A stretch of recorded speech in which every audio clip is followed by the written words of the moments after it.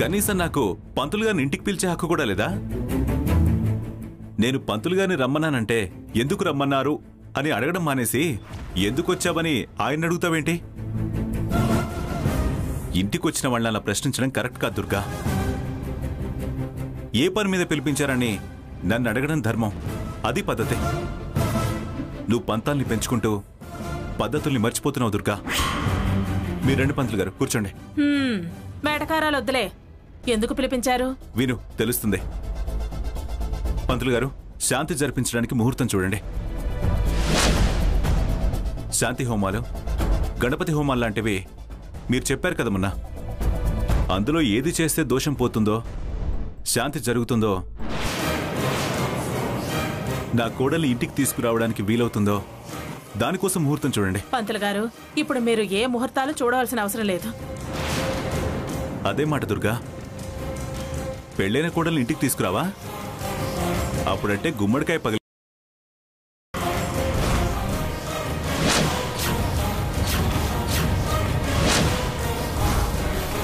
వాదిస్తే కన్యాదానం అన్నావు.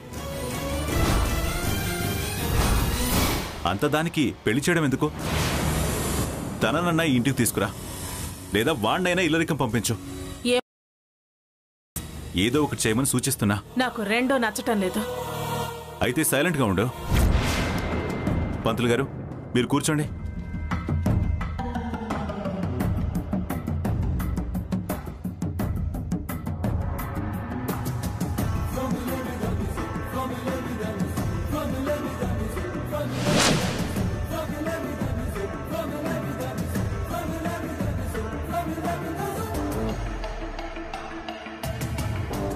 అయ్యా ప్రసాద్ గారు, రేపు అన్ని విధాలా దివ్యంగా ఉంది. దివ్యంగా ఉన్నా సవ్యంగా జరగదు. నేను జరిపిస్తాను. ఇది నూతన దంపతులు కలిసి చేయాల్సిన శాంతి పూజ. పూజ పూర్తి చేస్తే అమ్మాయిని అత్తారింటికి తీసుకురావచ్చు. అలాగే పంతులు గారు, రేపు ఎర్లీగా రండి. వాళ్ళతో పూజ చేయించే బాధ్యత మీదే. సెలవు. సెలవు సెలవే, పూజ మాత్రం జరగదు. పంతమా? నా సంగతి తెలియదేంటి మీకు? నా మనస్తత్వం నీకేమైనా కొత్త? మీరు ఏం చేసినా, ఏం శాంతి చేయించినా, హోమాలు తపాలు జపాలు ఏది చేయించినా దానికి నాకు మధ్య శాంతి నెలకొల్పడం అనేది జరగని పని. దాన్ని కోడలుగా అంగీకరించడం అనేది ఈ జన్మకి జరగదు. మీరు ముహూర్తాలు చూడమనద్దు, ఆయన ముహూర్తాలు చూడవలసిన అవసరం లేదు. పంతులు గారు, దయచేసి మీరు వెళ్ళండి. అయ్యా వస్తారండి. దుర్గా, ప్రతి దానిలో నువ్వే గెలవాలని, ప్రతి విషయంలో నీ మాటే సాగాలని, ప్రతిసారి నీ పంతమే నెగ్గాలని నువ్వు పట్టుబడితే పెళ్లి నేను ఎలా జరిపించానో, నీ ప్రయత్నం ఆపి నేను నిన్ను ఎలా హెచ్చరించానో, ఎవరి ప్రయత్నాలు వాళ్ళు విడివిడిగా ఎలా చేసుకున్నామో గుర్తుందిగా? పెళ్లి జరిగింది కదా. అలాగే మళ్ళీ ఈ ప్రయత్నం చేయాల్సి వస్తుంది. తులసిని ఇంటికి తీసుకురావడానికి నా ప్రయత్నం నేను చేయాల్సి వస్తుంది. భార్యగా నీకు ఇవ్వాల్సిన మర్యాద కంటే ఎక్కువ ఇస్తున్నాను. ఎంతగా ప్రేమించాలో అంతకంటే ఎక్కువే ప్రేమిస్తున్నాను. కానీ నువ్వే వాటిని పోగొట్టుకుంటున్నావు. నువ్వు నా దగ్గర విలువ పోగొట్టుకోకూడదు. ఇంటి పరువు కూడా తీస్తున్నావు. వస్తున్నాను. నా మేనకోడలను చెప్పడం లేదు. ఒక ఆడపిల్లకి పెళ్ళైన తర్వాత తనని అత్తారింటికి రానివ్వకపోవడం అనేది పాపం. అది మనకు సమంజసం కాదు. ఇంటికి రావాల్సిన లక్ష్మిని వెనక్కి తిరిగి పంపిందని పోతావు. అయ్యయ్యో, అందుకే కదా లక్ష్మిని లోపలికి తెచ్చుకుందాం అంటున్నాను. ఆ లక్ష్మి గురించి కాదు నేను చెప్పేది. అష్టలక్ష్మి లాంటి తులసి గురించి నేను మాట్లాడుతున్నాను. అసలు తులసిలో నీకు ఏం తప్పు కనిపిస్తుందో నాకు అర్థం కావట్లేదు. అన్ని రకాలుగా మనకు అనుకూలమైంది, వరసుంది, పైగా రక్త సంబంధం, మనమంటే ప్రేమ ఉంది. దానికి నా మీద ప్రేమ లేదు. అదే తప్పు.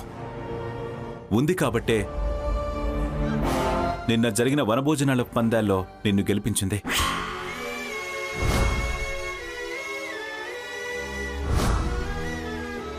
దాని త్యాగాన్ని జనం గుర్తించి పొగిడారు.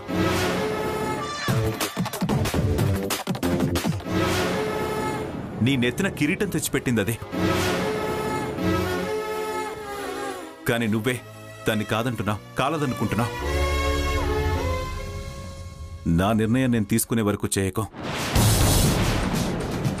ఆ నిర్ణయం నీకు నాకు మధ్య గొడవలు తెస్తుంది. పంత నాకు ఉంది. కానీ నువ్వు నా భార్యవని నేను కాస్త తగ్గి ఉంటున్నాను. నన్ను అర్థం చేసుకోవడానికి ప్రయత్నించు దుర్గా.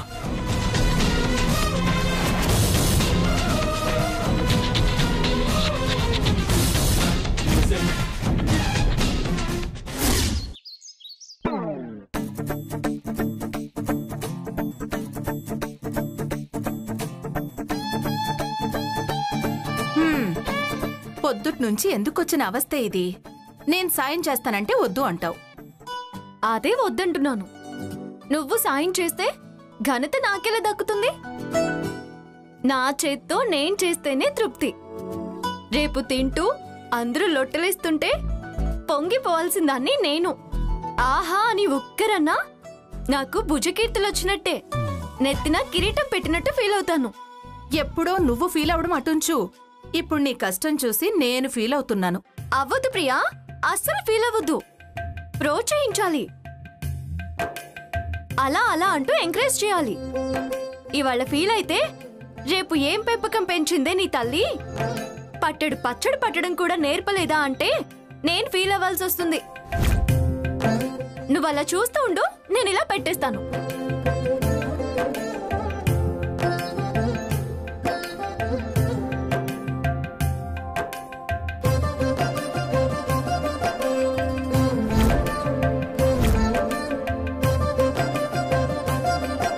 అయిపోయింది. ఇప్పుడు చెయ్యి చెప్పు. ఎందుకు? ప్రశ్నలొద్దు, చెప్పింది చెయ్యి.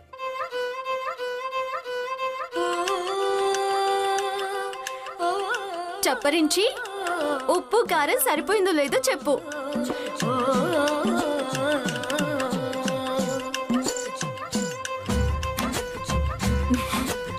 అబ్బా, అదిరిందే. అద్భుతం, అమోఘం. వాసన కూడా గుమగుమలాడిపోతుంది. ఏంటి అద్భుతం, అమోఘం, అదిరింది అంటున్నావు? మీ కూతురు ఉసిరికాయ పచ్చడి పట్టింది. మీ కూతురేంటే? మీ కూతురు మన కూతురు. దానికే ఉతికి ఆరేయడంలో ఫస్ట్, ఊరగాయ కలపడంలోనూ ఫస్ట్. తులసి, నాకు కొంచెం పెట్టు. అమ్మ సర్టిఫికేట్ ఇచ్చింది సాంబయ్య, ఇక నీకు పెట్టడం లేదు. ఇది అన్యాయం. న్యాయమైన పని ఇంకొకటి చేస్తాను సాంబయ్య, కాస్త ఓపిక పట్టు. ఏంటమ్మా అది?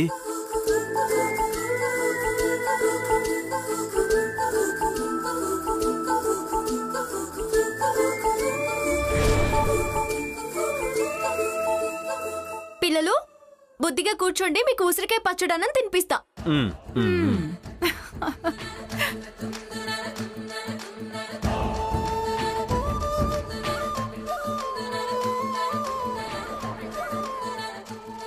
ఇది నీకు.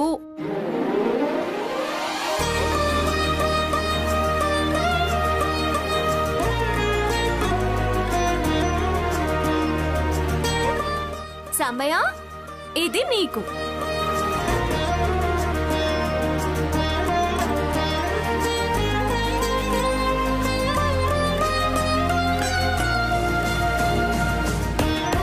ఆహా, స్వర్గం కనిపిస్తుంది తులసి. మరి నాకు?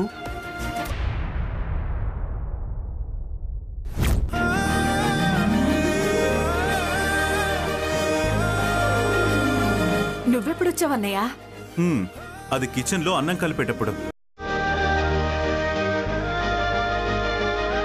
మీరు తింటుంటే నోట్లో నీళ్లు రాయి, ఆపుకోలేకపోయాను. నీకు నేను తినిపిస్తాను మామయ్య. చిన్నారి తల్లి, చిన్నారి తల్లి, నా నింగి జాబిలి, నీవెన్నరంది వెలుగుతోంది నా గుండెలోగిలి, నీ ఊసులోనే ఉసురాడుతోంది నాన్న ఊపిరి, కానాలు దాటి ఎలాంటికైనా చేరాలి నీ దారి, ఎన్నాడు ఉన్నానంటే ఉన్నా రానంటూ ఏకాకి మాదిరి ఆరారి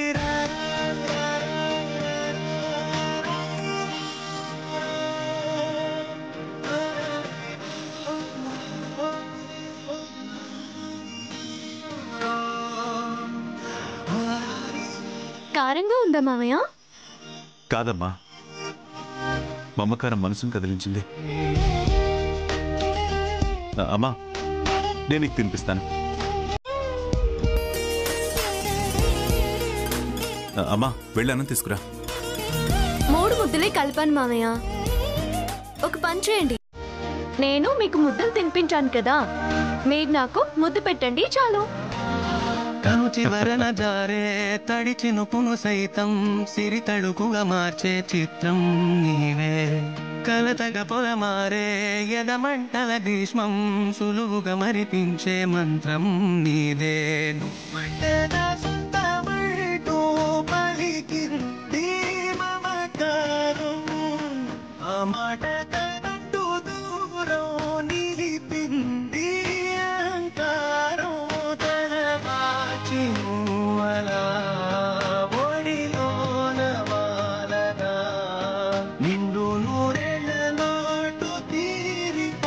అన్నయ్య, ఊరగాయ కూడా అదే పట్టింది. అలాగా? చాలా బ్రహ్మాండంగా పెట్టావురా. ఇంత రుచి చూపించిన నాకు నీకు బహుమానం ఇద్దాం అనుకుంటున్నాను. బహుమానమా? మరి మామయ్య మజాక. అన్నయ్య తలుచుకుంటే ఏదైనా ఇస్తాడు. ఏదైనా ఇస్తాడా? అడుగు, ఇస్తాను. నాకు రెక్కల గురం కావాలి మామయ్య, ఇస్తావా? నీ కోరికలకు రెక్కలు తగిలిద్దామనే వచ్చాను. ఏంటన్నయ్య నువ్వనేది? రేపు ఆదిత్య తులసి కలిసి గుమ్మడికాయ దోష నివారణ పూజ చేస్తున్నారు. నిజమా? వదిన ఒప్పుకుందా అన్నయ్య? ఒప్పించాను, దాని నోరు మూయించాను. నా ప్రయత్నం ఆగదని హెచ్చరించాను. రేపు మొదట శాంతి పూజ, ఆ తర్వాత కోడలిగా తులసి ఆ ఇంట్లో గృహప్రవేశం. ఆహా, పొద్దున్నే ఎంత మంచి శుభవార్త విన్నాను. అడుగు పెట్టడమే కాదు, అక్కడే అతుక్కుపోవాలి. అతుక్కుపోవాలంటే అది దానిలైతే. నీ దృష్టిలో అత్తారిల్లే కాని అది దాని పుట్టిల్లే. నేనే నా కొడుకుని ఎల్లరికం పంపుతున్నానన్నయ్య.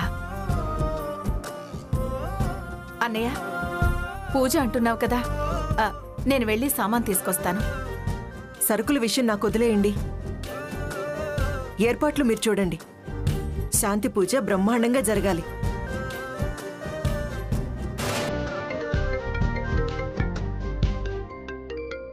మీ వారే అయ్యుంటారు.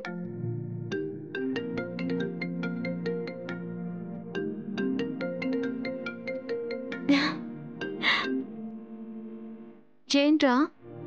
అర్జెంట్గా నువ్వు ఒకసారి రా.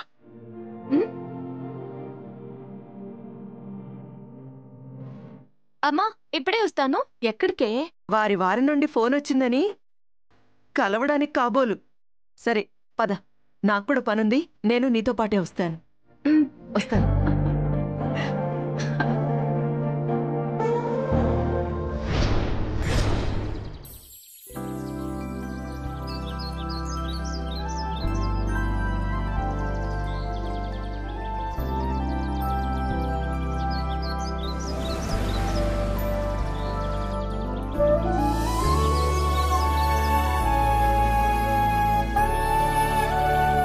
ఏంట్రా అర్జెంట్ గా రమ్మని ఫోన్ చేసావు? మళ్ళీ మీ అమ్మ నీకేం కుంపటి తెచ్చిపెట్టింది? ఏయ్, నీకెప్పుడు మా అమ్మ టాపిక్ తప్ప ఇంకేమీ ఉండదా? నీకు మీ అమ్మకి దండన్రా బాబు. ఇంతకీ పిలిచిన విషయం ఏంటో చెప్పు. ఏయ్, విషయం నీకు కాదు, మీ అత్తయ్యకి చెప్దామని పిలిచా. నాకా? ఏంటి ఆదిత్య? తులసికి నాకు పెళ్ళైంది, కానీ మా అమ్మ తులసిని కోడలికి అంగీకరించలేదు. ఇంట్లోకి అడుగు పెట్టనీయకుండా గొడవలు పెడుతుంది. ఈ గొడవలు ఆగిపోవాలని మా అమ్మ తులసిని కోడలిగా అంగీకరించి మా ఇంట్లోకి రానివ్వాలని మా నాన్న రేపు శాంతి పూజ జరిపిస్తున్నారు. తులసి కత్తయ్య అంటే నాకు అమ్మ తర్వాత అమ్మ లాంటి వారు. రేపు మా ఇంట్లో జరిగే పూజకి మీరు తప్పకుండా రావాలి. అదేంటి ఆదిత్య, నువ్వింత మొహమాటంగా చెప్పాలా? మీ ఇంట్లో పూజ అంటే నా ఇంట్లో పూజలాగా. అయినా నువ్వు నాకు కానివాడివా ఏంటి రాకుండా తప్పించుకోవడానికి? మా తులసి భర్తవి, నాకు కొడుకులాంటి వాడివి.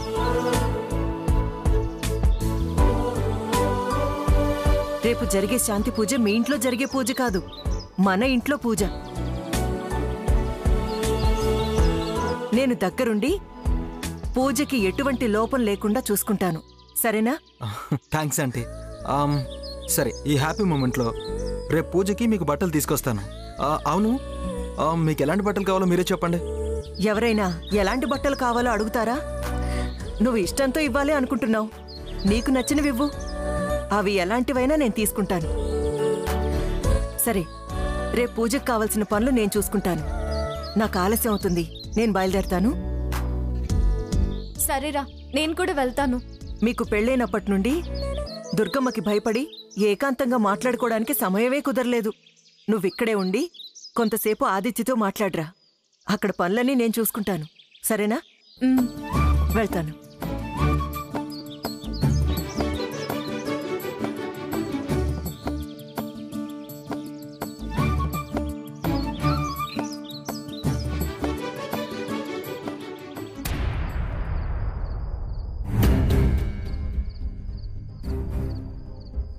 వదినా, వదినా, ఎంతకాలం వదినా మన మధ్య గొడవలో? వాళ్ళ పెళ్లి ఎలాగూ అయిపోయింది కదా, ఇక నుంచైనా మనమందరం కలుస్తుందాం వదినా.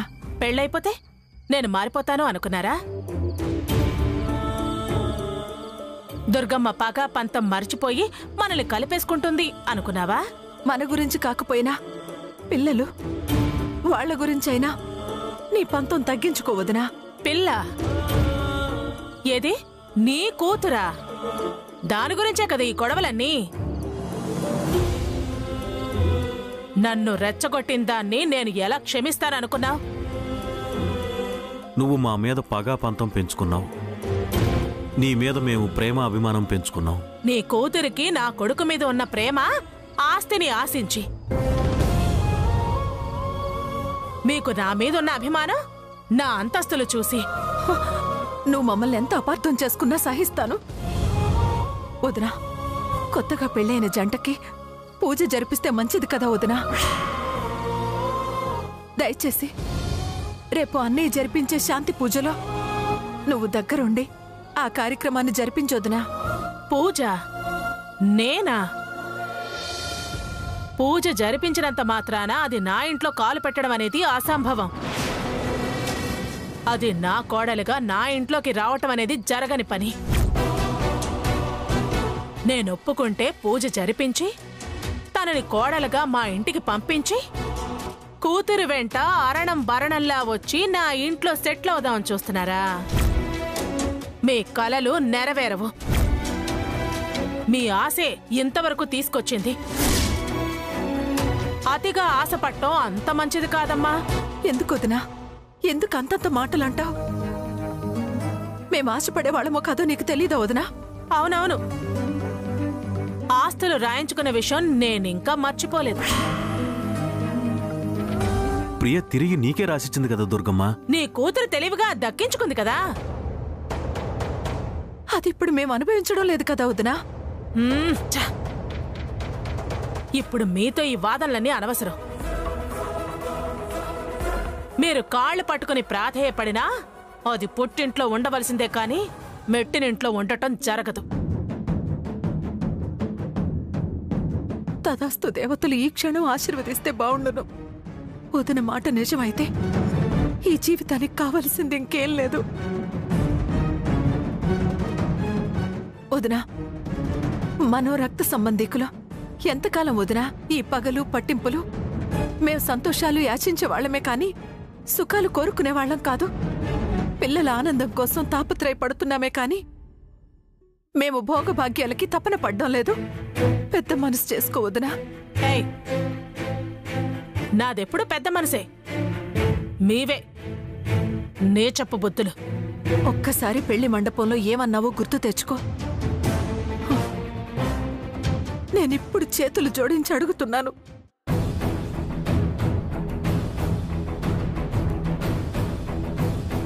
వాళ్ళ కాపురాన్ని నిలబెట్టు.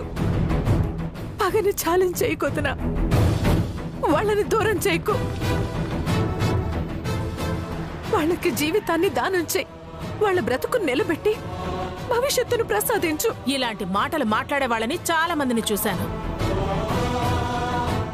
గొప్పగా మాట్లాడినంత మాత్రాన గొప్పవాళ్ళు కాలేరు.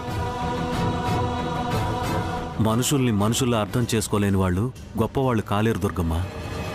నువ్వు చెప్పింది నిజమే సాంబయ్య. కానీ నేను మంచి మనుషుల మనసులు మాత్రమే అర్థం చేసుకోగలను. నీలా ముంచే మనుషుల మనసులు నాకు అర్థం కావు.